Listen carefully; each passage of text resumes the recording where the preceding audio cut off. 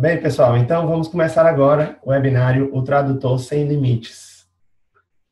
Provavelmente vai chegar mais alguém ao longo do tempo, mas de toda forma eu estou gravando e eu disponibilizarei o vídeo para todos vocês assistirem quantas vezes quiserem depois também. Então é o seguinte, primeira parte eu vou falar sobre algumas coisas que eu acho interessante, que eu percebi na carreira de tradutor. Outras coisas diferentes das que eu comentei no webinar passado. E na segunda parte eu vou falar sobre como nós podemos superar alguns medos que todos nós podemos ter como freelancer. Bem, quase todos vocês já participaram do webinário passado, então já me conhecem. Eu sou Juliano, eu traduzo há quase 9 anos para várias agências internacionais e agora estou aqui compartilhando algumas dicas com vocês, né? Que são tradutores ou novos tradutores. Então vamos lá. A primeira coisa que eu queria comentar era sobre a Abrates, que é a Associação Brasileira de Tradutores. E também Sintra, Sindicato Nacional dos Tradutores. Eu nunca fiz parte de nenhum desses órgãos, desde que eu comecei. Eu ouvi falar, mas nunca me interessei em fazer parte. E para mim isso foi completamente irrelevante, porque eu imagino que eu, tendo clientes internacionais de outros países, da Europa, Estados Unidos, Ásia, América do Sul, eles não estão muito interessados nessa questão de Abrates ou Sintra. Então, como eu estava dizendo, se você trabalhar para o mercado internacional, principalmente, eles não vão estar tão interessados se você faz parte dessas associações. Talvez seja bom para te dar um certo destaque no mercado nacional brasileiro, mas também eu acho que as agências brasileiras estão tão interessadas nisso. A maioria dos tradutores, com certeza, não faz parte e conseguem manter uma carreira e trabalhar sem problemas. Então, sobre a associação nesses órgãos, eu realmente não senti falta e não me atrapalhou. Algumas pessoas falam que dá mais visibilidade, né, que alguns clientes vão ver com bons olhos, mas eu acho que clientes internacionais, se esse for o seu foco, e como eu falei no webinar anterior, é até mais interessante clientes internacionais, então não faz tanto assim, e essas associações brasileiras, elas não têm tanto peso internacionalmente. Então, meio que irrelevantes. Em relação a certificados de idiomas, já me perguntaram aqui recentemente se é interessante você ter certificado que você estudou uma língua ou outra língua. O que eu posso dizer é que, no meu caso, eu tenho certificados de inglês e de francês, que eu estudei em escolas de idiomas, aqui em Fortaleza. Eu também estudei espanhol e alemão, porém nunca pedi os certificados desses outros idiomas, e alguns clientes pedem o certificado e vários outros não pedem. Então, eu já traduzi de espanhol e também já traduzi de alemão e nunca mostrei nenhum certificado, e também já traduzi de inglês para vários clientes que nunca me pediram certificado.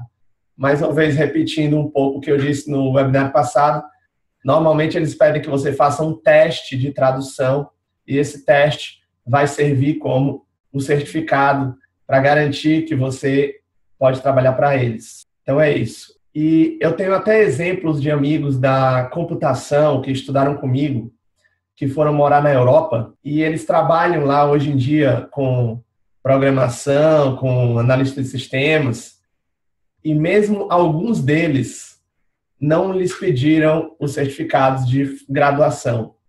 Esse meu amigo que mora na Áustria, por exemplo, ele já trabalha lá há uns 15 anos como analista de sistemas, e um país, né, muito organizado como a Áustria, mesmo assim, não pediu o certificado dele de conclusão da faculdade. Então, você pode avaliar que para um tradutor, que seria uma coisa talvez menos formal do que um programador ou um analista de sistemas, aí é que eles não vão pedir mesmo, né? O segundo tópico que eu quero falar é sobre tradução literária. Eu não conheço muito bem esse campo de tradução literária. Eu já traduzi 4 livros através de um site chamado Babel Cube, onde vocês podem escolher livros aleatoriamente de vários autores, de várias línguas. E é um esquema um pouco...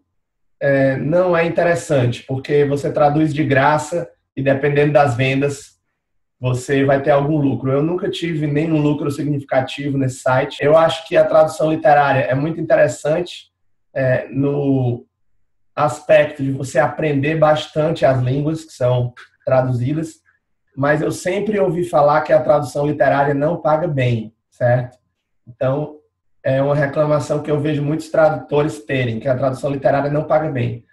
Contudo, recentemente eu vi uma outra tradutora brasileira chamada Rafaela Lombardino, que eu acho que vocês conhecem. Tudo isso que eu estou falando aqui, eu vou dar as anotações para vocês depois também, os nomes e os links, certo? Essa Rafaela, ela mora nos Estados Unidos há uns 15 anos e ela é tradutora. E ela deu um webinário recentemente sobre tradução literária, como você pode entrar nesse ramo. Então, se você quiser a tradução literária, eu vou indicar que você fale com ela, porque ela pode dar dicas muito boas sobre isso. Depois eu vou mandar o contato dela para vocês. Mas o meu ramo mesmo é tradução técnica, como vocês sabem. No caso, contratos, manuais, jogos, sites, recursos humanos, cartas, essas coisas é o que normalmente as agências de tradução trabalham e é o que realmente dá dinheiro mesmo. O terceiro tópico é sobre formalização da profissão de tradutor. Algumas pessoas me perguntaram se é interessante que nós formalizemos a profissão. Eu também não sei sobre esse assunto, mas essa formalização da profissão de tradutor, ela só vai servir aqui para o mercado brasileiro, certo? Se ela for formalizada aqui. Porque, mais uma vez, as agências internacionais, elas não se interessam se a profissão de tradutor é formalizada no Brasil ou não interessa para elas. Então, sobre esse assunto de formalização, eu acho que é irrelevante se você focar em clientes estrangeiros. E como eu falei aqui, os clientes estrangeiros, claro que eles precisam sempre de pessoas de todos os países, porque quem vai traduzir para português brasileiro são os brasileiros. No caso da Manet, vai traduzir para o espanhol da América do Sul. Então, eles vão procurar pessoas nesses países. E a pessoa pode trabalhar online, né? Como eu já expliquei aqui. Então, a formalização da profissão de tradutor é mais ou menos irrelevante para o mercado internacional, é o que eu diria. Agora, o quarto tópico que eu queria comentar aqui é uma coisa bem interessante. Uma das formas de nós recebermos dinheiro, vocês sabem, é através do PayPal, que é uma moeda eletrônica, certo? Quase todos os meus clientes, eles me pagam através do PayPal. Alguns me pagam por transferência bancária. E o dinheiro estando no PayPal, você pode transferir para a sua conta bancária. Mas eu quero comentar agora uma outra forma de você receber o dinheiro do PayPal. É o seguinte, desde que eu comecei a traduzir em 2008, eu fui atrás de algumas pessoas que compravam o saldo do PayPal, certo? Pessoas que, por algum motivo, precisam enviar dinheiro para seus familiares que estão em outros países, ou pessoas que querem ter saldo no PayPal para comprar itens na internet. Então, eu já vendi os meus saldos no PayPal ao longo dos anos para várias pessoas. E hoje em dia, eu só trabalho com um cara aqui do Brasil que compra todos os meses uma parte do saldo que eu tenho no PayPal, que eu recebo dos meus clientes. O nome dele é Alex Fagundes. Ele é do Espírito Santo. Ele tem um site chamado Senhor Money, porque ele trabalha com compra e venda de moedas eletrônicas. Não só PayPal, mas várias outras moedas eletrônicas. Então, esse cara, por exemplo, eu tenho uma negociação com ele, um acordo, ele já me conhece há muitos anos. Então, o que eu faço é o seguinte, por exemplo, se eu for receber $1.000 daqui a 2 ou 3 semanas, eu falo com ele e digo, Alex, você quer reservar esses $1.000? Então, ele me paga hoje o equivalente a $1.000 em reais, e daqui a 2 ou 3 semanas, quando eu receber o pagamento, aí ele usa o pagamento. Inclusive, ele pede para eu pagar faturas, ele pede para eu fazer compras na internet. Eu vou botar aqui o site deles depois para vocês. Ele já trabalha com isso desde 2008, ele tem dezenas de milhares de transações com várias pessoas, ele é super confiável. Então, é uma forma, você não precisa fazer isso, claro, você pode transferir diretamente do PayPal para a sua conta bancária, mas às vezes tem uma vantagem de você fazer uma reserva com ele, por exemplo, porque você já vai receber o dinheiro antecipadamente. Então, e o Alex, ele é um cara que ele não compra um valor pequeno, por exemplo, $10, $100, não. Ele só compra 500, $1.000 para cima. Então, ele tem um fluxo de caixa muito grande. Então, ele vende milhares de dólares para pessoas aí, e ele compra também milhares de dólares todos os meses.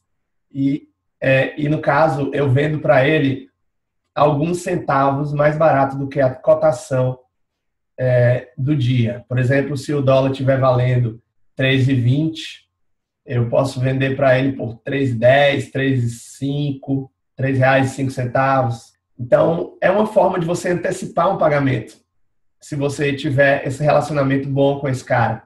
Né? Eu já confio nele totalmente, ele confia em mim, então ele faz reservas comigo e depois eu vou quitando o saldo. Então, é mais uma opção para você sacar o dinheiro do PayPal, digamos assim. E também, por exemplo, se você quiser vender para um amigo seu, por exemplo, eu tenho esse amigo meu que mora em Viena, na Áustria, então, às vezes, a mãe dele quer mandar dinheiro para ele e seria caro ela comprar de uma casa de câmbio. Então, por exemplo, eu transfiro o meu saldo do PayPal para a conta dele, do PayPal, e ele transfere lá na Áustria para a conta bancária dele. E a mãe dele deposita o dinheiro aqui para mim em reais. Então, existe essa possibilidade também de você vender o seu saldo do PayPal para pessoas confiáveis. Queria falar agora sobre entregar trabalhos atrasados. Às vezes isso vai acontecer, porque você pode pegar mais trabalho do que você deveria ter pegado, e você pode estar chegando perto do prazo e não vai conseguir. Então, a minha sugestão é que você diga para o cliente um dia antes ou 2 dias antes que não vai conseguir entregar naquele prazo, principalmente se for um projeto grande. E que, com certeza, talvez você faça até entregas parciais. Mas eu quero deixar vocês tranquilos que, por exemplo, projetos pequenos ou até mesmo projetos grandes, esse pessoal, essas agências de tradução, eles têm um prazo a mais. Eles sempre têm um prazo a mais. Então, se você entregar algumas horas atrasado, talvez até um dia atrasado, não vai ter problema. Eu já entreguei vários projetos, até porque eu já trabalhei em milhares de projetos, então eu já entreguei algumas vezes, claro, atrasado, e não foi um grande problema.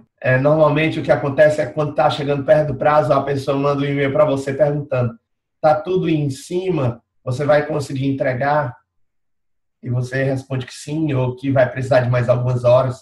Às vezes eles até dizem: se você for precisar de mais algumas horas, por favor, me avise.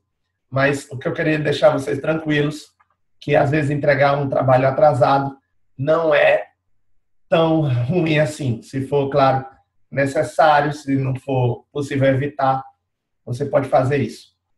Agora eu quero comentar sobre uma coisa que vai acontecer com todos vocês. E é uma coisa muito chata. Já aconteceu comigo desde o começo da minha carreira e acontece até hoje. É uma coisa muito ruim. Você vai perder uma tradução que você está fazendo. Por que vai acontecer isso? Porque você vai estar trabalhando no arquivo e vai chegar um belo dia em que o computador vai travar e você vai ter o arquivo corrompido. Então, isso é uma coisa que vai acontecer, certo? Quer dizer, não acontece todos os dias, claro, nem todos os meses, mas isso acontece a cada alguns meses. Então, é uma coisa muito chata. Então, você pode perder algumas horas de trabalho ou pode perder um dia de trabalho. Então, isso é muito ruim, porque você vai ter que refazer uma tradução agora sem prazo, né? E a dica que eu dou para essa situação é a seguinte: você tem que salvar o seu arquivo regularmente. E a cada dia de trabalho, no final do dia, você, se for um arquivo grande que leve mais de um dia, um arquivo que leve 2, 3 ou 4 dias, a cada dia você salve e envie para você mesmo, por e-mail, o arquivo. Porque se no segundo ou no terceiro dia o arquivo for corrompido, você tem o backup do dia anterior. Então, vocês têm que ficar bem atentos com isso. Salvar os arquivos regularmente e, se for um arquivo grande, todo dia você enviar para você mesmo uma cópia mais atual daquele arquivo. Porque eu já perdi um dia de trabalho, já perdi 4 horas de trabalho, já aconteceu isso algumas vezes e não é nada legal. Mas, assim, eu acho que isso vai acontecer. Você pode tentar minimizar salvando e enviando para você por e-mail, mas vai acontecer e é uma pena, realmente. Outra coisa que eu queria comentar aqui, muito legal, é o seguinte: eu participei de um webinário no ano passado de uma tradutora americana chamada Jenna, e ela traduz de francês para inglês. E ela apresentou no webinário dela um programa de reconhecimento de voz chamado Dragon, que significa dragão em inglês. Esse programa chamado Dragon, ele reconhece o que você fala e ele escreve tudo que você fala. Então, eu fiquei impressionado, porque essa mulher, essa tradutora americana, ela disse que, dependendo da dificuldade da tradução, ela pode conseguir até a fazer 2.000 palavras por hora, o que eu acho realmente uma coisa que eu nunca imaginei na minha vida. Mas ela falou 2.000 palavras por hora, e ela traduz na área médica, então uma área um pouco difícil, e mesmo assim ela, às vezes, ela falou que varia de 700 para 2.000 por hora, usando esse programa. Mas é um programa que você tem que treinar para ele reconhecer a sua voz. Eu nunca usei, entendeu? Eu estou mencionando aqui porque vocês podem ter sorte com esse tipo de programa. Acelerar o desempenho, acelerar a tradução. Porque se ele reconhecer a sua voz, você fala muito mais rápido do que você digita. É inevitável. Mas ela falou que esse Dragon, ele serve muito bem para inglês, claro, porque ela traduz para inglês, mas ele não serve para português. Então é uma pena. Eu já vi pessoas falando que não conseguem, mas tem um outro programa que eu pesquisei chamado Parli, P-A-R-L-I, que ele parece que é bom para quem está falando em português. Okay? No nosso caso, nós vamos traduzir para português, então talvez esse programa Parli seja bom dar uma pesquisada nele. Para o espanhol, Manê, eu não sei, talvez o Dragon funcione, mas é um caso a se pensar. De toda forma, eu já tinha pensado nisso há muito tempo, se tivesse um programa que digitasse tudo que eu falo. Então, aceleraria muito as coisas, né? Essa é uma dica. Vou falar agora as 3 últimas coisas antes de entrar no tópico principal do webinário. O seguinte: às vezes você pode pedir para o seu cliente fazer um pagamento antecipado. É possível. Como eu falei, os clientes, às vezes, eles pagam com 30 dias, com 45 ou até 60 dias. Mas, de vez em quando eu estou precisando de dinheiro, digamos assim, eu peço para o meu cliente, será que você poderia fazer um pagamento antecipado nesse mês, nessa semana, por exemplo? E muitas vezes isso funciona. Então, um dinheiro que você ia receber daqui a 2 a 3 semanas, você recebe agora. Então, isso também é uma coisa legal. Uma coisa que eu já fiz e já funcionou bastante. Outra dica que eu dou para vocês: se você estiver disponível, estiver sem trabalho e disponível, eu já fiz isso várias vezes, que é enviar um e-mail para alguns dos seus clientes e dizer que você está disponível. Inclusive, eu fiz isso pela última vez há 2 semanas. Eu enviei para um cliente espanhol: olha, estou disponível, tem algum projeto em vista?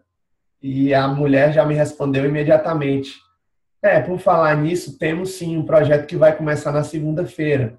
Então, foi bom você ter me avisado.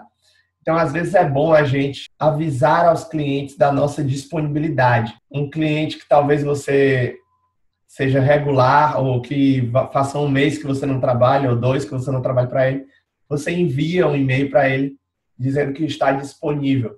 Então, ele vai lembrar de você, ele vai criar mais um relacionamento forte e pode enviar trabalhos para você, porque é aquela velha história: quem não chora, não mama. Então, se você disser que está disponível, ele vai enviar para você. É também uma coisa que eu já fiz muito, já me rendeu muitas palavras. E o último tópico aqui, antes do tópico principal do webinário, é sobre o NDA, que é aquele termo de confidencialidade que todos nós assinamos com as agências de tradução. Uma pessoa me perguntou recentemente, semana passada, que estava um pouco receosa de assinar aquele negócio, porque lá tem cláusulas que dizem assim: se der alguma coisa errado, você vai pagar os honorários advocatícios para a gente, se tiver algum litígio, alguma coisa assim, entendeu? Então, eu queria dizer que eu já assinei dezenas de NDAs, de termos de confidencialidade, de contratos com agências, e sempre tem isso, é uma precaução, entendeu? Então, vocês não têm que ter medo de eles processarem vocês. Isso não vai acontecer. O que vai acontecer, se você tiver algum problema com a agência, a única coisa que vai acontecer é a seguinte: ele não vai mais te enviar trabalho, só isso. Ele não vai te processar, ele não vai pedir para você pagar os advogados, ele não vai te levar para o tribunal, entendeu? Eu nunca vi isso, e então vocês podem assinar esses contratos sem peso na consciência, sem medo. É isso aí. Agora eu quero falar sobre o tópico principal aqui do webinário, que vai levar a outra metade, a próxima 1 hora agora de aula, será sobre como desenvolver uma atitude positiva ou como quebrar as barreiras do medo que nós temos e criar confiança. Bem, eu vou fazer algumas perguntas aqui e eu quero ver se vocês se identificam com elas. As perguntas são as seguintes. Olha só, vocês podem escrever aqui no chat, no bate-papo. Você acha que está tendo dificuldades como um freelancer, enquanto que outros estão tendo sucesso? Você acha que ter sucesso como um freelancer não é possível para você? Você fica pensando que os outros têm alguma coisa que você não tem? Você já investiu em formação, em cursos, né, em tudo isso, e as coisas não andam ainda?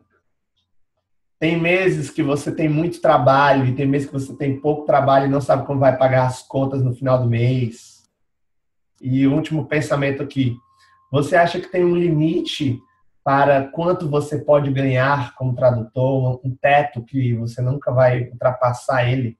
Bem, estão vendo aqui que todo mundo disse sim, né? E eu também digo sim, porque eu já pensei nisso também.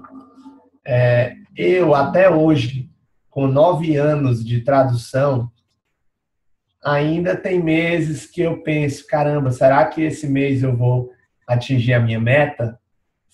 E eu faço meio que um cálculo: mês passado eu fui bem, então esse mês eu posso ir mais ou menos, que o mês passado vai cobrir.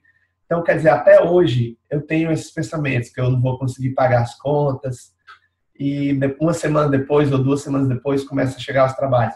Então, quer dizer, todos esses pensamentos aqui eu já tive, né, no começo da carreira, e alguns deles tenho até hoje, como tradutor, né? Por que que nós pensamos isso? Qual é o problema, né? Mas a boa notícia é que todo mundo pensa isso, todos os freelancers, né? Porque um trabalhador autônomo tem essas dúvidas, né, existenciais, em qualquer área, né? Não só na tradução, mas em qualquer área. Então, agora vamos ver quais são alguns dos problemas que nós podemos ter. a gente pode pensar o seguinte, ó, ninguém ou poucos clientes vão pagar a tarifa de tradução que eu quero. A gente pode pensar isso, é um problema.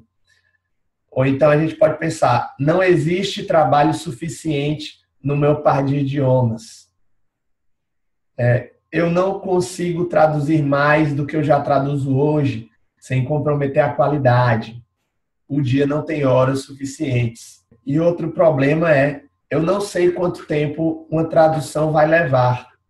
Só quando eu termino é que eu sei quanto tempo que levou. Né? Esses são problemas que as pessoas imaginam, né? Que existem e que elas tomam como verdadeiros. Mas o que eu queria dizer para vocês é que não conseguir sucesso não tem a ver com essas coisas. Por quê? Porque essas coisas, elas na verdade são ilusões que nós mesmos criamos, certo? São pensamentos que nós nos convencemos que eles são verdade, mas que na maioria dos casos não são verdade. Nós podemos chamar tudo isso de crenças autolimitadoras, porque elas estão limitando o que nós podemos fazer. Se você acha, ninguém vai pagar o que eu quero, não existem trabalhos no meu idioma, eu não sei quanto tempo eu vou traduzir, não consigo traduzir mais. Se você pensar isso, você vai estar se limitando, você vai estar se colocando para baixo, certo? Então, aqui eu quero explicar para vocês como é que nós podemos superar esses pensamentos. É o seguinte, a primeira coisa que eu quero mostrar para vocês é uma frase aqui do Henry Ford. Eu vou compartilhar aqui a minha tela. A frase dele é a seguinte: se você pensa que pode ou se pensa que não pode, de qualquer forma, você está certo. É uma coisa bem interessante essa frase, né? Um cara que foi o grande empreendedor americano, ele fundou a Ford, uma fábrica de automóveis. Então ele disse isso, né? Que você pensa de um jeito ou de outro, você está certo. Porque você vai se convencer daquilo. E você vai estar cavando a sua própria cova com um pensamento negativo. E eu também, quando eu estava preparando esse material aqui, eu me lembrei de uma coisa que eu assisti faz uns 2 ou 3 anos, que foi um documentário muito interessante sobre o efeito placebo.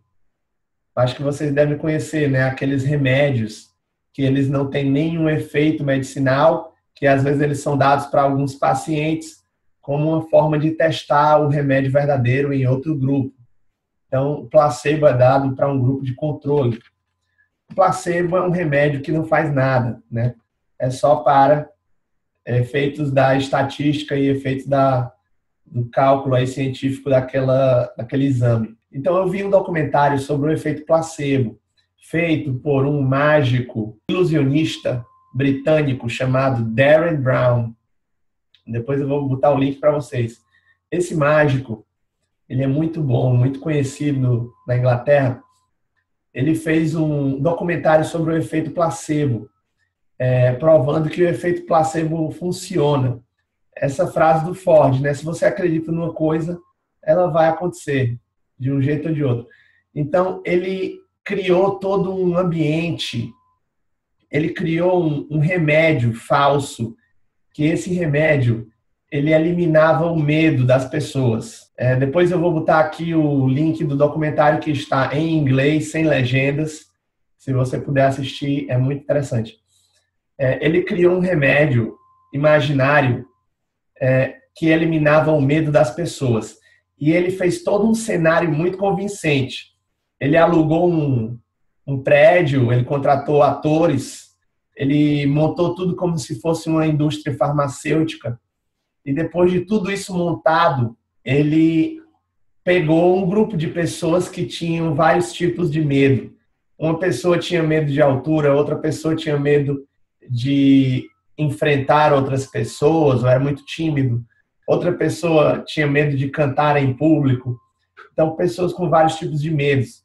E apresentou esse remédio para elas. Um remédio bem convincente, que ele eliminava o medo, e ele fez toda uma apresentação e As pessoas não suspeitaram de nada.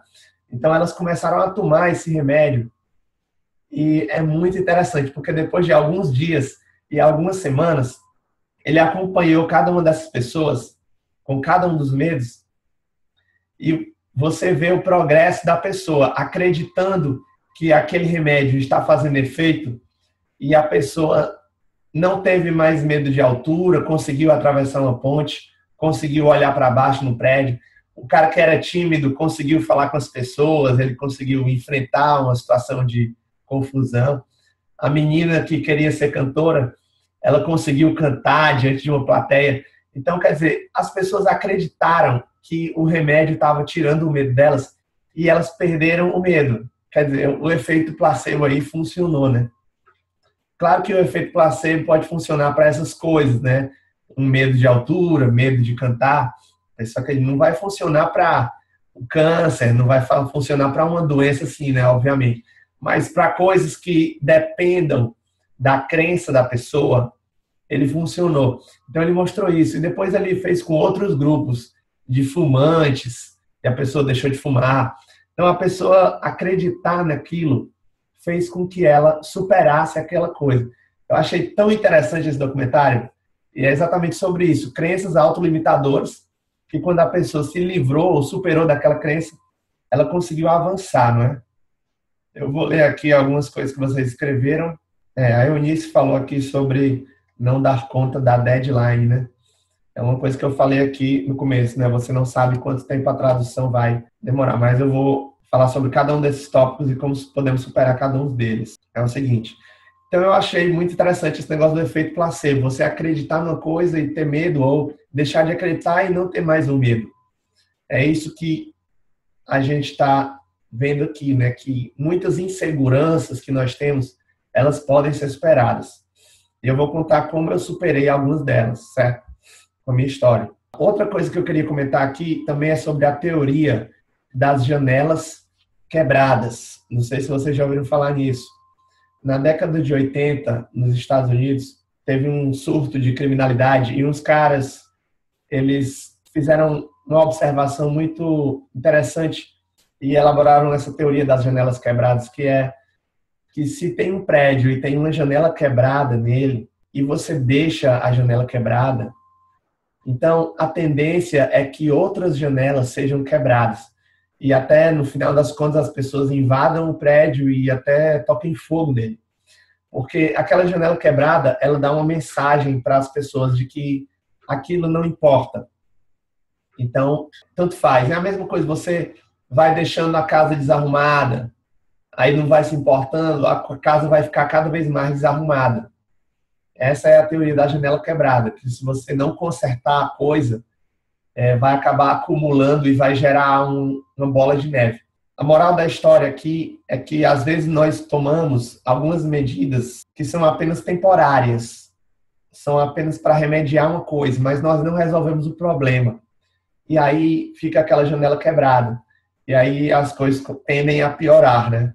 Agora eu vou contar um pouco da minha história, do início da minha carreira como tradutor, mostrar para vocês o que aconteceu, certo? Quando eu comecei a traduzir em 2008, antes disso, na verdade, em 2007, eu estava procurando trabalho de tradução. Conheci esse site chamado PROS e comecei a me candidatar. Eu fiz a inscrição, virei membro, comecei a me candidatar e passaram alguns meses e eu nunca era selecionado. E aí veio a primeira crença autolimitadora, que eu pensei, o que é que eu estou fazendo aqui? Eu não sou nem formado em tradução, não sou nem formado em letras. Essa galera que são tradutores profissionais, como é que eu vou competir com eles, né? Quer dizer, essa foi uma crença que eu tive naquela época, no final de 2007 e no começo de 2008. Pensei, caramba, não vai dar certo isso aqui. Porque eu já tinha passado 4, 5 meses e eu não tinha conseguido nada, né?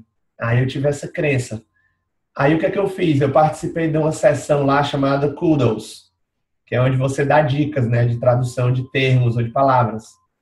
Comecei a participar desse negócio aí de Kudos. E aí algumas das minhas respostas começaram a ser selecionadas. Ah, essa aqui foi a melhor tradução dessa palavra. Aí eu comecei a ganhar pontos. Aí essa crença de que eu não conseguia competir com eles, eu fui quebrando, né? Porque como as minhas respostas estavam sendo selecionadas, eu vi, pô, então eu consigo, né? Consigo fazer isso. Estão selecionando aqui as minhas, não estão selecionando as de profissionais. Então pronto. Aí eu voltei a me candidatar mais lá para os trabalhos, certo? Superei essa fase. Até que 9 meses depois de eu entrar no Prosa, eu consegui meu primeiro trabalho, que eu até já contei num vídeo, né? Como eu me tornei tradutor lá no YouTube. Peguei esse trabalho, trabalhei para essa empresa, Transperfect, e eles começaram a me enviar mais e mais trabalhos. Mas o começo da minha carreira, esses primeiros meses, eu mais ou menos só tinha esse cliente, né? Então era o único cliente que eu tinha. Eu estava tentando conseguir mais, tinha um ou outro cliente, mas de fato esse cliente grande era responsável por mais de 90% da minha renda. E também em 2009 eu felizmente entrei num projeto para um outro cliente que foi um grande cliente também durante alguns anos, tradução de um jogo que durou 4 meses. Então foi uma época que eu traduzi 20 mil palavras por semana.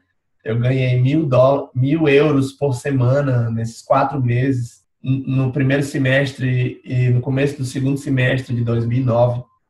Então foi muito bom, né?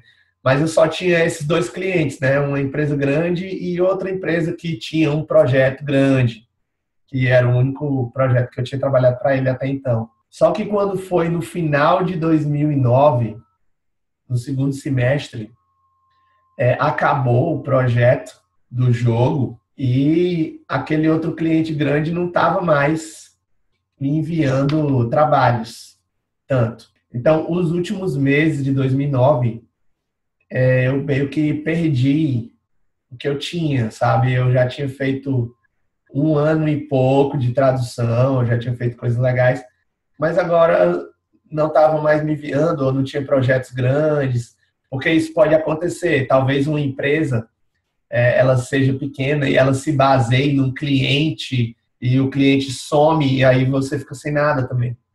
Então, isso pode acontecer. E como eu estava no começo, eu tinha só esses 2 grandes clientes e outros pequenos que não representavam quase nada. Então, eu fiquei a ver navios. Foi aí que foi péssimo, assim, né? Eu até pensei, poxa, eu não vou conseguir mais trabalhos. Foi outra crença que eu comecei a criar. Eu fui precipitado, eu saí do meu emprego anterior, né, de programador, de analista de sistemas, concursado. Eu saí e agora traduzi e agora não tenho nada. Fiquei arrependido, queria voltar, mas agora não dá para voltar. E aí o que é que eu ia fazer, né? Eu estava vendo, não vou conseguir mais, ninguém vai pagar mais do que eu já ganhei. Quer dizer, eu fui criando essas crenças na minha cabeça, né? E aí, quando foi no começo de 2010, eu até pensei, puxa, o que é que eu posso fazer? Aí, eu vou dar aulas, né, de línguas. Então, eu fui para uma escola de idiomas, onde eu tinha estudado alemão, Berlitz, aqui em Fortaleza.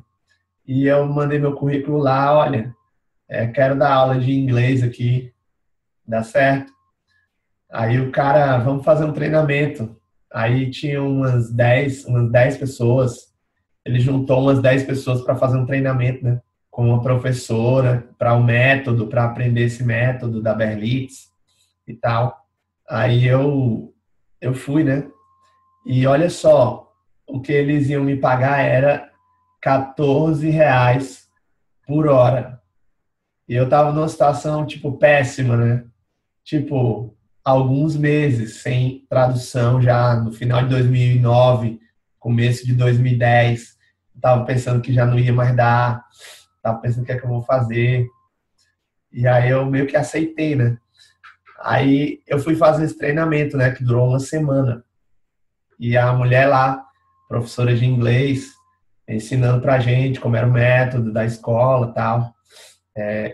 E eu muito questionador, né, assim, eu questionar, não, mas será que eu não posso fazer desse jeito? Será que eu não posso fazer isso? E se o aluno perguntar isso? tipo, eu fazia muitas perguntas, entendeu? Tipo, eu vi que eu estava incomodando ela. Eu percebi, assim, ao longo da semana, eu percebi, caramba, meu irmão, ela tá chateada comigo, né? Ela tá puta comigo. E quando foi no último dia, né? Aí o cara me ligou, né? O diretor lá. Olha, não vai dar certo você, viu? Você não foi selecionado. Aí eu, caramba, eu fiquei chateado, né? Porque, tipo, eu tava sem nenhuma tradução há alguns meses e eu tava negado, né? Ali na escola de línguas. E eu, caramba, meu. Mas aí eu pensei, foi uma coisa que deu meio que um estalo, né? Na minha cabeça. Porque eu pensei, caramba, eu já traduzi para algumas empresas muito grandes, eu participei de projetos grandes que duraram meses. Eu ganhei 1.000 euros por semana durante alguns meses e não foi mal, né? Naquele ano de 2009, no final das contas, o saldo foi positivo. Foi melhor do que 2008. E agora eu vou me rebaixar para ganhar R$ 14 por hora, ganhar, sei lá, R$ 2.000 por mês, ou um pouco mais se eu tiver muitas aulas, sei lá. Aí eu tenho que voltar para tradução. Então, tipo assim, foi naquele momento que eu tava na merda, né? Que eu pensei, pô, tenho que procurar mesmo e focar na tradução, porque vai dar certo. Eu comecei a pensar de outro jeito. Eu agora pensei que vai dar certo, que eu vou conseguir, tem outros clientes, eu vou atrás e tal e tal. Eu vou até mostrar para vocês aqui, ó, um gráfico que eu já mostrei em um dos meus vídeos, um gráfico que mostra exatamente os meus 2 primeiros anos e mostra o resto da minha carreira, do terceiro ano em diante. Então, vou compartilhar aqui a tela mais uma vez. Esse gráfico aqui, ó, vocês estão vendo. Aqui tem 103 meses, certo? Do mês 1, que foi junho de 2008, até o mês 103, que foi agora, janeiro. Ou fevereiro, não sei. Mas, de toda forma, vocês podem ver que aqui, ó, os primeiros 24 meses era uma coisa meio louca, né? Ó, eu tinha muitos trabalhos, poucos, muitos trabalhos, nada. Aqui, ó, foi o projeto que eu fiz, ó, o jogo que eu demorei 4 meses e pouco para fazer, em 2009. Aí, ó, acabou o jogo, ó, ainda peguei algumas coisas, mas aí passei aqui, ó, 1, 2, 3, 4, 5, 6, 7. 7 meses, ó, traduzindo menos do que 50.000 palavras por mês, ó. Isso aqui, ó, 50.000. Menos do que 50.000 em cada mês. E aqui, zero, praticamente, ó. 10.000 aqui, talvez. Então, vocês veem que eu tive um grande potencial aqui, que eu traduzi entre 50 e 100 mil, né? Uma pessoa que está começando, não tinha muita coisa, mas aqui eu tive uns bons projetos no comecinho, alguns meses bons, mas de repente foi isso aqui que aconteceu, né? Menos de 50.000 palavras por mês durante vários meses. E aí foi aqui que eu quis ser professor, foi aqui que eu me arrependi, foi aqui que deu errado, né? Aí depois, quando foi mais ou menos em abril de 2010, vocês veem o que aconteceu aqui, ó. Eu mudei o meu pensamento, né? Eu pensei, não, vai dar certo. Aí eu comecei a me procurar trabalhos no PROS, me candidatar constantemente e conseguir mais e mais clientes. Aí realmente aqui, ó, foi uma coisa incrível. Eu pensei, caramba, ainda bem que eu não fui escolhido para ser professor. Porque se eu tivesse sido professor, eu não tinha visto esses trabalhos, eu não tinha sido escolhido. Então vocês veem que a partir daqui, ó, eu mudei o meu pensamento e eu traduzi aqui, ó, mais de 100.000 palavras por mês, 150.000, 200.000. Em média aqui, entre 100 e 150, né? Vocês veem, 100 e 150.000 por mês. E aí, continua até hoje, né? Essa média acima de 100.000 por mês. Tem meses que eu passo de 150.000. Então, quer dizer, uma mudança de pensamento gerou esse gráfico. Enquanto que nos 2 primeiros anos, claro, eu era inexperiente, eu era ingênuo, né? E tudo isso. Então, quer dizer, eu mudei o pensamento, eu superei aquelas crenças autolimitadoras, e eu fui atrás e eu consegui, porque eu comecei a ter outros olhos, né, para o mercado. Então, vamos pensar aqui agora em cada uma dessas crenças autolimitadoras e como podemos superá-las. Bem, primeiro, ninguém vai pagar a minha tarifa, certo? Todo mundo pode pensar isso. Isso aqui, se você tiver um cliente ou poucos clientes, isso pode acontecer. Mas se você for angariando cada vez mais e mais clientes ao longo dos meses e dos anos, isso aqui vai se desfazer totalmente. Porque você vai conhecer outros clientes de outros países e você vai ver que alguns pagam melhor, outros pagam pior. Então você vai desfazer essa crença se você conseguir cada vez mais clientes.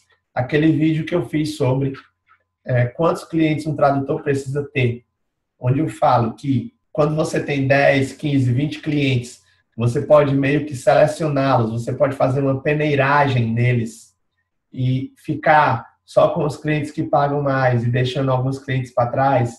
Isso aqui é uma forma de evoluir a sua tarifa e ver que alguém vai pagar. Outra coisa, como você pode testar também se outros vão pagar a sua tarifa.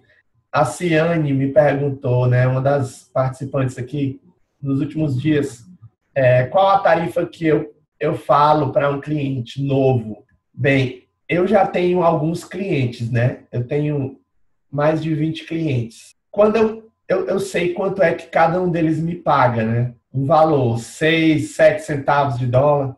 Então, quando eu procuro um novo cliente, eu não vou querer mais clientes que paguem a mesma coisa. Eu vou querer um cliente que pague 8 ou 9 ou 10 centavos de dólar, entendeu?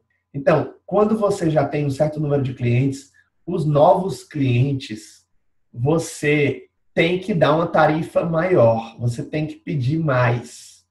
Recentemente, faz umas 3 semanas, eu peguei um novo cliente, uma nova empresa, não me lembro, ainda não trabalhei para eles, de fato, mas eu fiz um teste, passei, e eles me perguntaram quanto é que você cobra.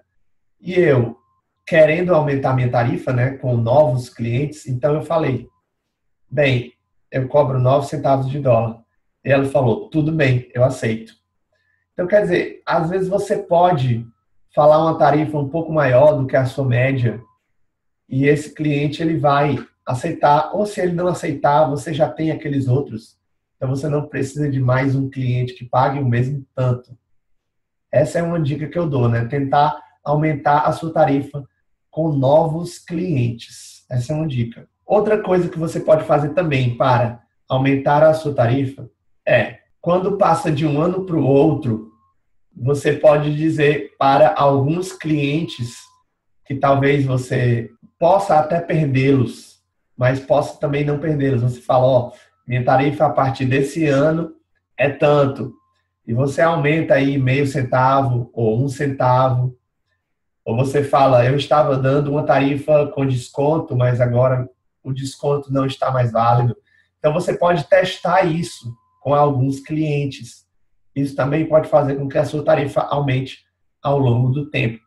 Claro que não é de um mês para o outro, entendeu? É uma coisa que você vai fazendo ao longo do tempo. Você pode ir aumentando a sua tarifa e acabar com essa crença autolimitadora que ninguém vai pagar a sua tarifa. Então, você pode fazer isso com os novos clientes e também com os clientes antigos. E se esses clientes não aceitarem a sua nova tarifa, talvez vale a pena você deixar eles para trás. Eu já deixei clientes para trás. Meus clientes que pagavam 4 centavos de dólar, todos eles eu deixei para trás. E comecei a trabalhar mais para os outros. Eu já estou agora deixando os de 5 para trás. Então, a minha tarifa média no ano passado foi 6. Foi 6 centavos de dólar, a tarifa média que eu recebi. Mas eu tenho clientes que pagam 8, 9. Então, eu já estou tentando trabalhar mais para esses que pagam 7, 8, 9 e deixar os de 6 centavos de dólar para trás também, entendeu? É uma coisa que você vai fazendo. E você não ter medo também de pedir uma tarifa melhor, certo? Você pode perder alguns clientes, mas também tem outros que vão aceitar e vários já aceitaram quando eu pedi. Então, é uma coisa que vale a pena você testar quando você já tiver uma clientela boa. Você pode testar com alguns, né? E ver se é verdade isso ou não. A outra coisa que você pode fazer, como eu comentei no outro webinário, é aumentar o seu desempenho, né? Com aquelas dicas que eu dei lá, de você organizar melhor o seu espaço de trabalho, o seu tempo, etc. Espera aí, o Thiago está fazendo uma pergunta aqui. O Thiago está perguntando se vocês, os iniciantes, devem começar com 6. Respondendo ao Alan, inicialmente, a minha base de clientes é praticamente todos do PROS. Eu conheci praticamente todos por lá. Um cliente avulso ou outro eu conheci porque alguém me indicou, mas eu diria que é só pelo PROS mesmo. Mas, Thiago, em relação aos 6 centavos e 5 centavos, existem agências, eu conheço essas agências, eu sei que elas pagam isso, entendeu? É porque quando eu era iniciante, ninguém me falou essas coisas, entendeu? Ninguém me falou que tinha agências que pagavam 6, 7, sei lá. Eu não sabia que era uma orientação, digamos assim. Então, eu aceitava, né? 4, 5. Eu não sabia, entendeu? Aí agora eu já sei que muitos pagam isso, cara. Muitos pagam isso. 6, 7. Então, eu acho que é viável você pedir 5, 6 centavos hoje, se você está iniciando, e existem, e eles vão pagar, cara. E vão sim, viu? Porque eu sei que existem. Então, tipo assim, todo ano eu consigo alguns novos clientes, né? E eu já começo daí, de 6 para cima, né? Não volto. Então, eu sei que é isso que eu estou dizendo para vocês que existem. Então, vocês não precisam ficar na dúvida se eles existem ou não, porque existem, né? É só você saber procurar onde eles estão, que eu também estou dizendo. No caso aqui no PROS, ou Translators Café, ou algum site nesse estilo. Outra coisa que eu queria comentar aqui sobre aumentar a tarifa é sobre revisão. Às vezes, uma revisão ela paga melhor do que uma tradução. Na verdade, em termos absolutos, é claro que a revisão ela custa menos por palavra, né? Digamos, 1/3. Então, se o cliente paga 6 pela tradução, ele paga 2 pela revisão. Eu tenho um cliente que paga 9 pela tradução e paga 4 pela revisão, centavos de dólar. Então, a revisão paga menos. Porém, se você revisar uma tradução que for bem feita, você vai fazer muito mais rápido. Em 1 hora, você vai conseguir revisar mais palavras do que você conseguiria traduzir aquelas mesmas palavras. Por exemplo, agora mesmo, eu sou revisor de um jogo de um cliente aí. Um cara que eu já estou trabalhando há um pouco mais de 1 ano. E eu sempre fui revisor nesse caso, né? E esse tradutor, que é brasileiro também, claro, ele traduz muito bem. E a revisão que eu faço dele, eu mudo poucas coisas. Então, eu prefiro até fazer uma revisão desse cara do que traduzir esse texto. Porque traduzir tá tanto trabalho, eu ia ter que digitar tudo. Enquanto que revisar eu só vou ter que ler, entendeu? Então, às vezes, a revisão também é uma forma de você aumentar a sua tarifa ou aumentar seu rendimento, porque você vai ser mais rápido. Uma revisão pode pagar mais do que uma tradução, considerando por hora, digamos, né? Porque você vai conseguir revisar mais. O Thiago está perguntando aqui sobre palavras repetidas, né? Matches. Então, normalmente, eu dou uma tabela. Eu vou até passar para vocês aqui depois quanto é que eu cobro com 0%. É porque as palavras, né? Eu acho que eu já expliquei isso. Elas podem ter repetições, né, no texto. No caso, uma frase, ela pode ser 90% parecida com alguma outra frase, ela pode ser 50% parecida, ela pode ser 100% parecida, e você não vai traduzir nada. Então, eu vou passar para vocês uma tabela depois de quanto é que eu cobro por essas palavras repetidas em cada faixa de repetição, de 0 a 50%, de 50% a 75%. Então, aí vocês já podem passar isso para os seus clientes. Agora, segunda crença, não tem trabalho suficiente no meu par de idiomas, tá? Você pode pensar isso, né? No nosso caso, que somos brasileiros, eu posso garantir para vocês que português é altamente requisitado, viu? É a quinta língua mais falada do mundo. O Brasil é muito grande, é um mercado que é muito grande mesmo. Todas essas multinacionais aí, elas têm que traduzir para português brasileiro, mais do que até português europeu. Tudo isso, né? Todos esses equipamentos, todos esses manuais, tem que vir para o Brasil. O Brasil é um mercado, o maior mercado da América do Sul. Então, o português brasileiro não tem medo, porque é um mercado que tem trabalho suficiente. E para você, Manê, que traduz para espanhol, no caso, né? Também espanhol, até mais do que português, é mais falado no mundo, né? E a América do Sul também, a América Latina. Então, espanhol é uma língua muito requisitada, não tem nem dúvida sobre isso. Agora, tem que ver aí. Por exemplo, eu conheço essa tradutora, né, do YouTube também, chamada Laila. Ela traduz de espanhol e português. Esse é o par de idiomas dela. Então, ela disse que ela já fez muito trabalho de português para espanhol e de espanhol para português. Então, ela tem trabalho suficiente. Ela tem um canal chamado Tradutor Iniciante, onde ela também dá dicas sobre como se tornar tradutor, como conseguir clientes. Então, ela é uma pessoa talvez indicada para você perguntar sobre o mercado português e espanhol e vice-versa. América do Sul, Brasil, essas coisas. Então, ela consegue viver de tradução, então, vários outros tradutores também de português e espanhol. Então, é isso. Outra coisa, não tem trabalho suficiente, né? Estamos falando sobre isso. Bem, você está procurando no lugar certo esse trabalho? Como eu repito aqui novamente, esses sites como o PROS, eles são muito bons porque você vê onde estão os clientes. Na China, na França, na Alemanha, na Rússia, nos Estados Unidos, não interessa. Eles vão querer você, brasileiro ou argentino, para traduzir para o seu idioma. Então, eles contratam gente do mundo todo, né? Não são pessoas que moram nos países onde as empresas estão, claro, porque se uma empresa traduz para 10 idiomas, nenhum país fala 10 idiomas, né? Eles vão ter que ter nativos naqueles idiomas que moram em outros países. Então, trabalhando online, se você procurar no lugar certo, no caso que a minha dica do webinar passado seja membro do PROS e se candidate para os trabalhos que são postados lá diariamente, dezenas de trabalhos em várias línguas. E lá estão os clientes, foi lá que eu consegui todos esses meus. No caso, Alan, membro pagante, como eu falei no webinário anterior, porque se você não for pagante, eu acho altamente improvável você conseguir alguma coisa, porque os pagantes, eles têm prioridade, eles vão se candidatar antes e você vai chegar um dia ou 2 dias mais tarde que você não tem prioridade, você é bloqueado durante algumas horas ou dias, então você não vai conseguir.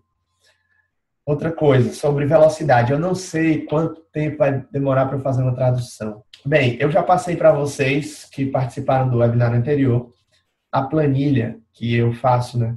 E com essa planilha do Excel, eu sei todos os meus clientes, todas as minhas estatísticas, quantas palavras eu faço por dia, por mês, por ano, e eu consigo prever, já faz algum tempo, qual é a minha velocidade. Então, é uma questão mesmo de se organizar para encher essa planilha. Eu vou enviar para quem não tem, novamente, e você pode fazer um histórico de quantas palavras você traduz e ver. Mas eu já digo, né, se você não usar essa tecnologia de reconhecimento de voz, que normalmente o que o pessoal diz é de 3 a 4 mil palavras por dia. Então, se você mantiver esses valores, 4 mil palavras por dia, é uma coisa que todo mundo diz que consegue.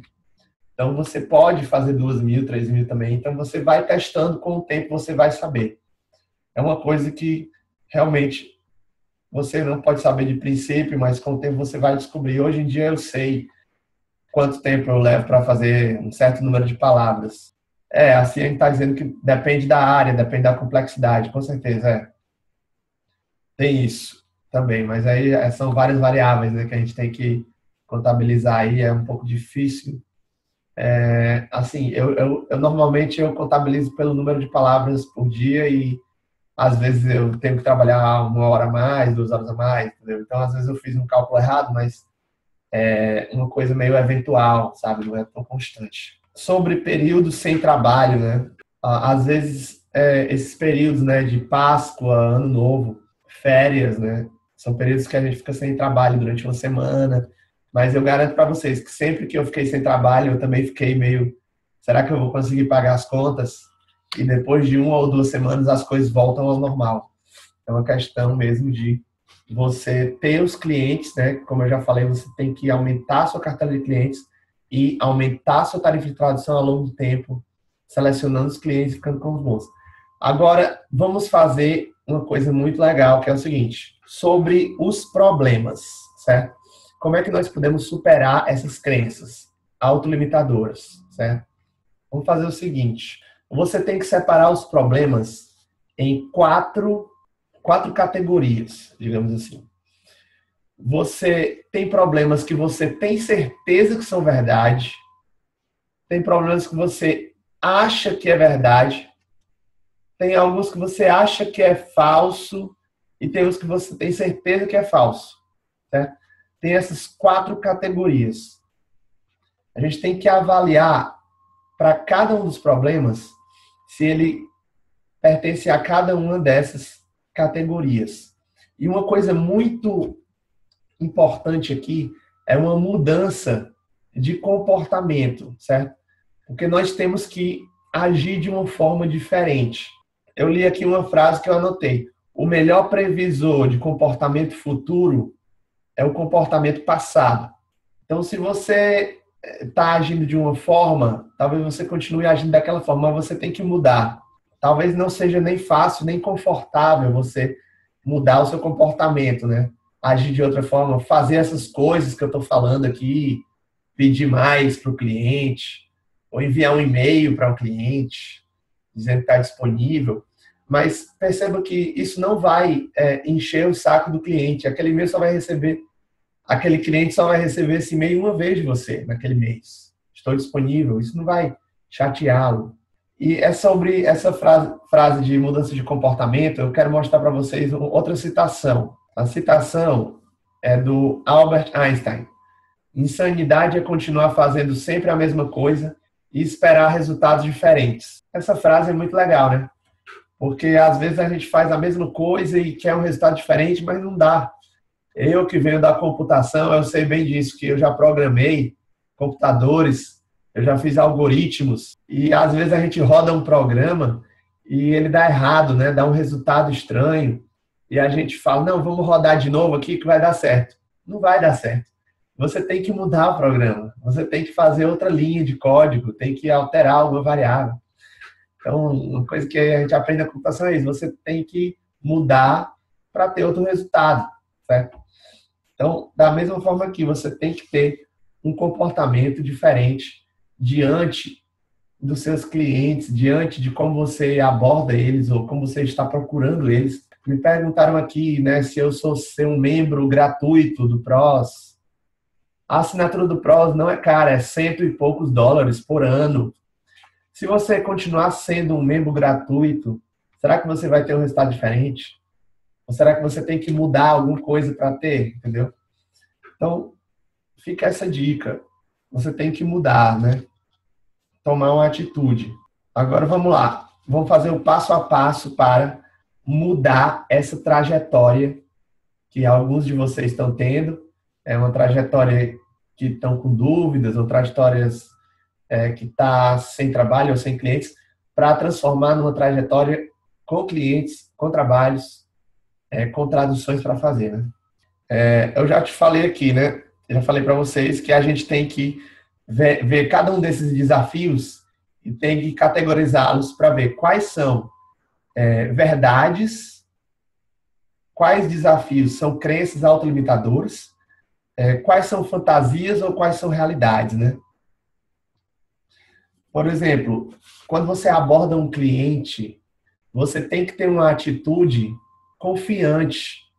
Você tem que saber que você vai convencer ele. Se você não acredita em você mesmo, como é que você pode esperar que o cliente acredite em você? Então você tem que mostrar para ele que você sabe fazer.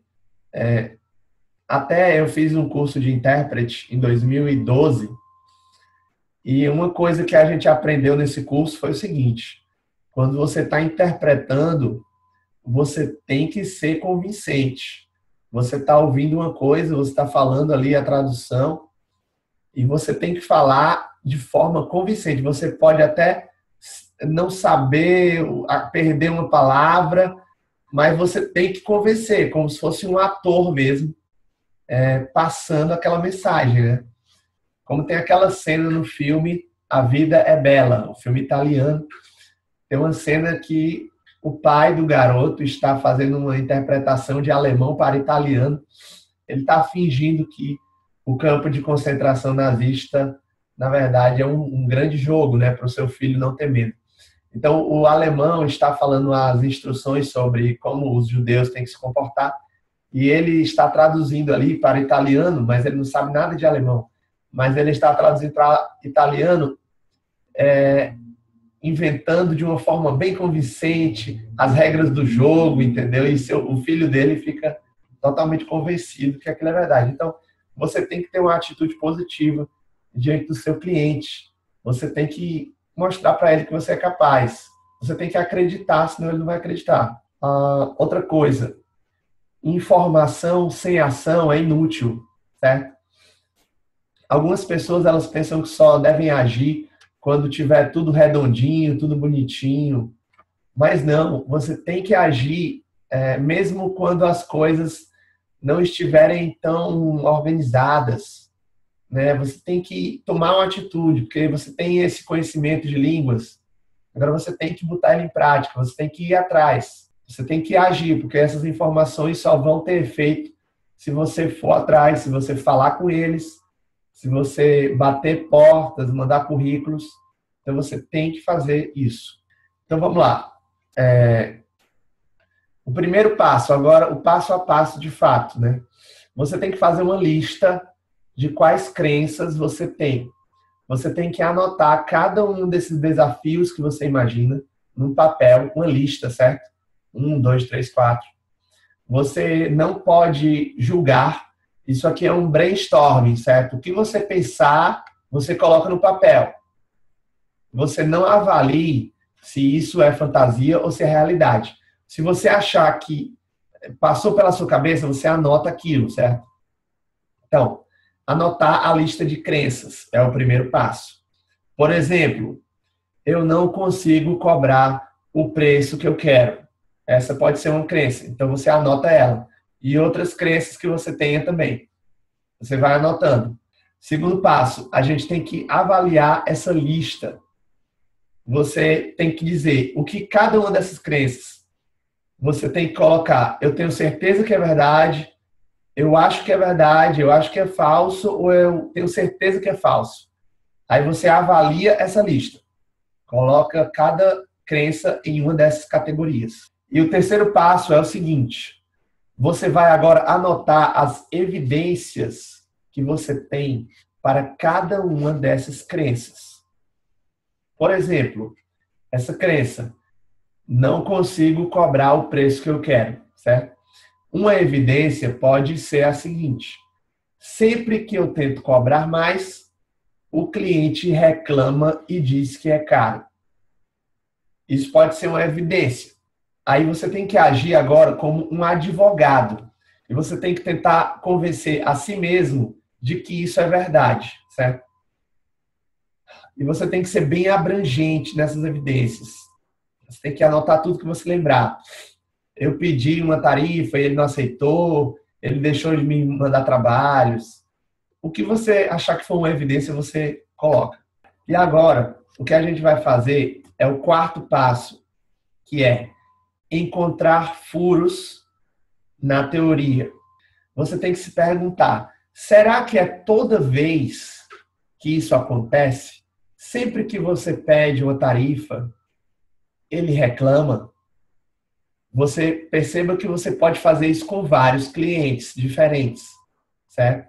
Você pode ter 10 clientes, 20 clientes, e você pode testar com alguns deles. Alguns podem dizer que é muito caro, outros podem aceitar. Quantas vezes você tentou fazer isso? Será que você já tentou fazer isso? Será que você já tentou pedir uma tarifa maior? Será que você já tentou procurar em outro lugar trabalhos? Será que você já tentou isso que você está achando que é verdade? Ou não, você só imagina que vai acontecer isso? Com quantos clientes você tentou e com quantos você não tentou? Também é importante. Será que você pode fazer isso com os seus clientes atuais? Talvez no início da carreira não seja tão indicado, porque você pode ter poucos clientes e tal, então espere um pouco mais para fazer um teste, digamos. E a minha sugestão é cobrar mais dos novos clientes que forem aparecendo. Aí você pode derrubar essa teoria com os novos clientes, né? Porque eles vão pagar um pouco mais, se der certo. Será que o cliente está explicando por que ele não paga mais? Os motivos dele são bons? Então aqui você está tentando encontrar furos na teoria, certo? E o último passo é o passo de derrubar a crença autolimitadora. Como eu falei aqui, você vai encontrar exceções. Você vai começar a encontrar clientes que pagam mais. Você vai encontrar mercados, digamos, europeu, asiático, América do Norte, que traduz para os seus pares de idiomas.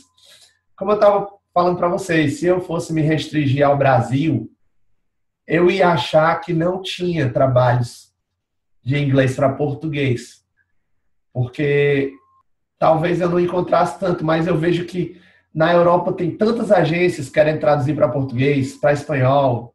Na Ásia tem tantas agências, na China, traduzindo para espanhol, querendo latino-americanos, querendo brasileiros. Então, você vá nesses outros mercados e você vai começar a encontrar essas exceções. Você vai encontrar clientes que pagam mais, encontrar suas palavras, encontrar essas outras coisas. Então, quando você derrubar cada uma dessas crenças, por exemplo, não consigo cobrar o preço que eu quero, vai se transformar em eu consigo cobrar o preço que eu quero. Eu já derrubei isso há bastante tempo, porque quando eu consegui mais clientes, eu vi que tinha clientes que pagavam 7, 8, 9. Então eu sei que tem clientes que pagam mais, eu sei disso. É um fato, entendeu?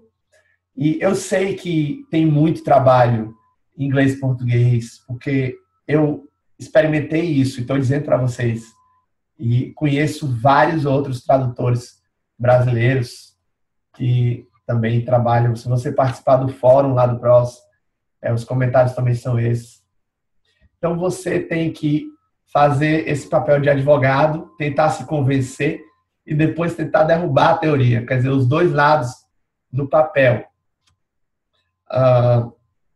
E as últimas observações aqui é o seguinte: tentem fazer esse exercício. Eu vou passar aqui para vocês todos esses nomes, sites, indicações que eu dei aqui, certo? No e-mail.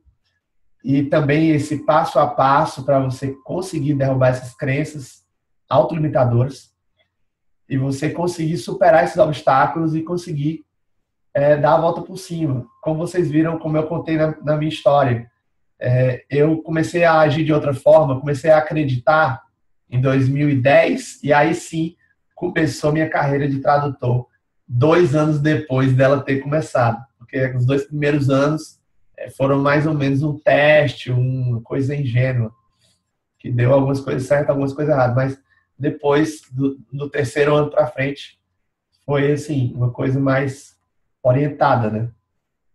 E também quero dizer que eu não sou um tradutor especial, que tem conhecimentos que ninguém tem. A única diferença entre mim e vocês é que eu já estou traduzindo há 9 anos e vocês estão começando agora, alguns.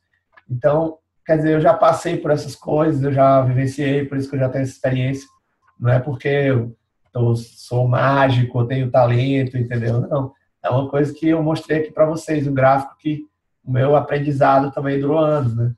Então é isso, e essas dicas elas servem aqui para várias áreas, né? Com certeza, não só para a tradução. E eu quero ver se vocês têm algumas perguntas aí, vamos responder aqui, perguntas aleatórias. Então podem escrever aqui, vou ver se fizeram algumas perguntas a mais. Eunice, você está pensando em parar o seu emprego, né, daqui a 3 anos e viver de tradução? Isso é totalmente possível, né? Você pode fazer uma transição suave, começar traduzindo para alguns clientes e ao longo do tempo vai ficando mais confortável e num determinado momento você realmente largar o seu emprego daqui a 3 anos e ficar só com as traduções, né? Eu fui um pouco precipitado, né? Eu larguei meu emprego depois de 6 meses, porque eu estava maravilhado com o que tinha acontecido comigo nos primeiros meses, apesar de ser um pouco ilusório, porque vocês viram que foi um pouco dramático aí os 2 primeiros anos. A área de tradução que teve mais demanda, eu sempre vi muito a área de jogos como uma área muito boa. Eu traduzi para algumas empresas que só traduzem jogos. Se uma empresa de tradução que eu já trabalhei, ela só traduz para uma coisa, essa coisa é jogos. Eu já percebi isso. Agora, as outras empresas, elas traduzem várias coisas, né? Jogos, direito, medicina. Mas eu acho que a área de direito também é muito boa. Essa área de manuais, né, de equipamentos. Como eu falei, você tem que ir pegando e ver o que você vai recebendo mais. Não foi porque eu foquei nos jogos que eu consegui esses clientes, não. Foi porque eu estava tentando pegar o que aparecesse na minha frente. E como os jogos eram uma coisa que eu vi que estava acontecendo mais, eu fui pegando muitos clientes de jogos. Foi que eu vi que realmente é uma área muito boa, né? O Alan, enviar currículos diretamente para as agências. O problema, Alan, é que você não sabe se ela está procurando alguém. Enquanto que, se você for no PROS, na parte de trabalhos, você tem certeza absoluta que ela está procurando alguém. Porque se ela publicou um trabalho, é porque ela está procurando alguém.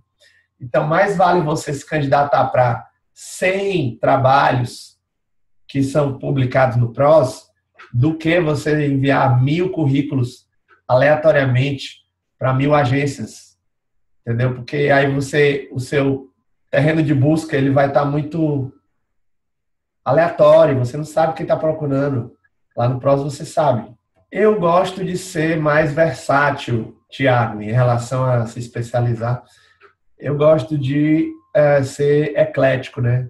Como eu falei, porque, assim, eu tenho muitos clientes e cada um deles pede coisas diferentes. Então, eu vou fazendo. E eu não vejo essa dificuldade de você aprender uma nova área. Eu até falei isso no webinário passado, né?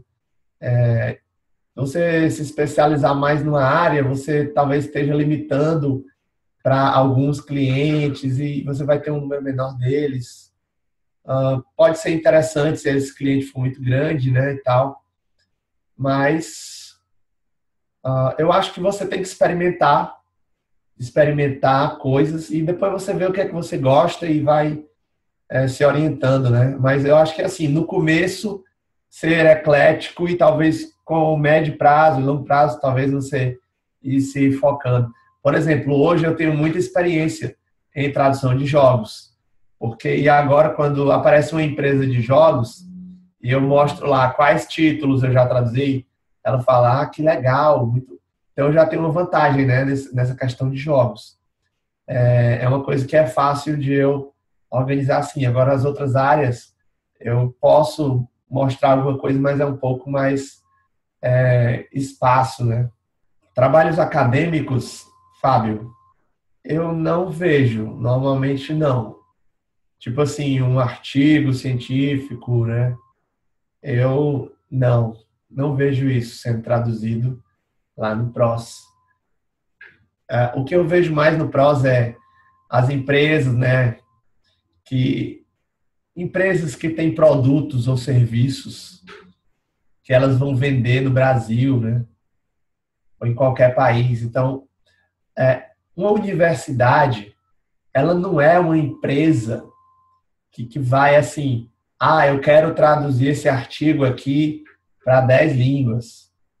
Vou contratar uma empresa de tradução. Ou então um doutor, né? Eu quero traduzir o meu artigo aqui para outra língua. Não vai acontecer isso. Eu acho que é raríssimo. Eu acho que no PROS, pelo menos, eu não vejo. Se eu demoro mais para traduzir de uma área que eu nunca traduzi, Ciane, né? Aquela velha história da experiência, né? Você não conhece as palavras, então você vai demorar mais tempo. Eles podem te dar um glossário, mas isso é uma coisa que você vai se acostumar com pouco tempo, com talvez alguns dias você já esteja acostumado, entendeu? Com aquele vocabulário. Eu tenho um amigo, né, alemão, que ele mora aqui em Fortaleza, ele está traduzindo agora de espanhol para alemão e também de inglês para alemão. É o Hannes. Ele começou a traduzir agora no segundo semestre do ano passado. Ele é formado em tradução na Universidade de Munique, na Alemanha. Mas ele nunca tinha muito ido atrás de tradução, né? Eu falei para ele, Hannes, cara, vai atrás, porque tu vai se garantir. E no ano passado, finalmente, ele foi, né? E aí ele conheceu essa empresa e agora ele tá totalmente lotado de trabalho, de tradução, que ele já faz uns 6 meses que ele está traduzindo para alemão, entendeu? Então, e ele disse que uma coisa que ele nunca tinha traduzido, que é negócio de maquiagem, sabe, assim, cosméticos. Então, quer dizer, uma coisa que ele tem nenhuma experiência, mas que depois de alguns meses ele já está sabendo todos os termos, né, agora. Mas estão meio que mandando mais para eles isso, né? Mas ele disse que está, assim, uma experiência que ele falou, que ele está impressionado como essa empresa está mandando tanto trabalho para ele, né? Então, achei bem interessante. Fábio, periódicos especializados em alguma área? Eu não sei realmente onde achar esse tipo de trabalho. Mas o Alan colocou aqui um site, né? O Thiago está falando que fica neurótico com alguns termos, né? Pois é, cara, mas eu acho que não é para ficar neurótico não, entendeu? Essas traduções técnicas, a galera vai entender o que você quer dizer, entendeu? Às vezes não é um livro, não é um filme que tem que ficar lindo, uma frase que vai ganhar o Oscar, o cara vai falar aquela frase linda, não. Vai ganhar o Oscar de melhor ator e vai ser uma frase que vai fazer as pessoas chorarem. Não. Essas traduções técnicas, elas são, tipo assim, uma coisa mais direta, né? Uma coisa, tipo assim, se o cara entendeu, claro, né? Tem que fluir, tem que fazer sentido na língua, né? Mas se o cara entendeu, né, que é para apertar naquele botão, é para tomar tal dose, é para fazer isso, ele não vai estar preocupado muito com a beleza, entendeu? Então, não se preocupe muito com esse negócio de técnico, não. Ficar bonito. É isso. Pessoal, então eu acho que já deu 1h30 aqui, né? Eu vou agora finalizar. Obrigado pela participação. Vou enviar para vocês o link para vocês assistirem depois. Também mandarei aqui as dicas que eu dei. Também o passo a passo, como superar esses medos até ilusórios, né, que nós temos, crenças autolimitadoras. Obrigado por participarem e a gente se vê aí no canal Viver de Tradução, também no grupo do WhatsApp que foi criado. Um grande abraço para todo mundo e até mais.